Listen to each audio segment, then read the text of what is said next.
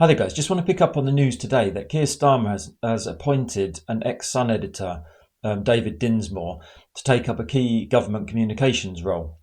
So in the article today, it says Dinsmore will join Whitehall as civil servant in top communications role after reportedly impressing Starmer during an interview. So in terms of the story, they say David Dinsmore, he was editor of The Sun from 2013 to 2015, and he will become a civil service appointment rather than a political advisor. And he's tasked with improving the government's comms operation. And then it says the role is separate to the number 10 Director of Communications. And then as you can see on screen, so they talk a little bit about Dinsmore's career. They said he started his career in journalism as a reporter for the Scottish Sun in 1990, and he rose to become its editor in 2006. He's held a number of senior roles at the Sun, including managing editor, and he helped to oversee the launch of the Sunday edition.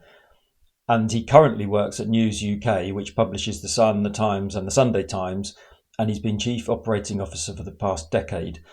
And then amusingly, it says while he was editor of The Sun in 2014, he was named Sexist of the Year. So I think that's quite an accolade. I just wanted to talk again about the wider politics of this and consider what it means for us in Britain. So I think the first thing to say is that this is not a new phenomenon, and it's certainly not unique to Starmer and this Labour government. So in recent history, we've had Andy Coulson, who was at the News of the World. He worked for David Cameron. We've had Katie Perrier of The Sun and The Times, and she was working for Theresa May.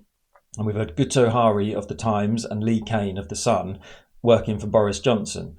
So there's a long line of this sort of revolving door between the Murdoch-owned media and government. Now, I get that it makes sense to have a media professional appointed to a comms role, but the question is, why are seemingly all these comms officers and comms appointments to government from a very select few publications and media outlets? So I think there's a few elements to it. So firstly, it's built into our system that politics has to be couched in terms that are favourable to the right wing. So whether that be reactionary politics of The Sun and latterly GB News, or the sort of the small c conservative and the moral panic sort of outlook of the Mail or the Express. And it's been that way in this country for a long time. Rupert Murdoch, he bought The Sun in 1969. And is it a coincidence that we've had a steady march rightwards ever since then? So this is a systemic issue.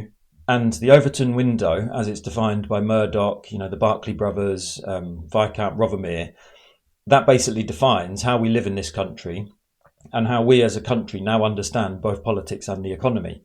And then I suppose there's just the cynicism of modern politics. The average politician these days in our political system is just extremely lackluster, isn't it? There's nothing positive to note for any modern politician, really. And that applies to both the Labour and the Conservative Party.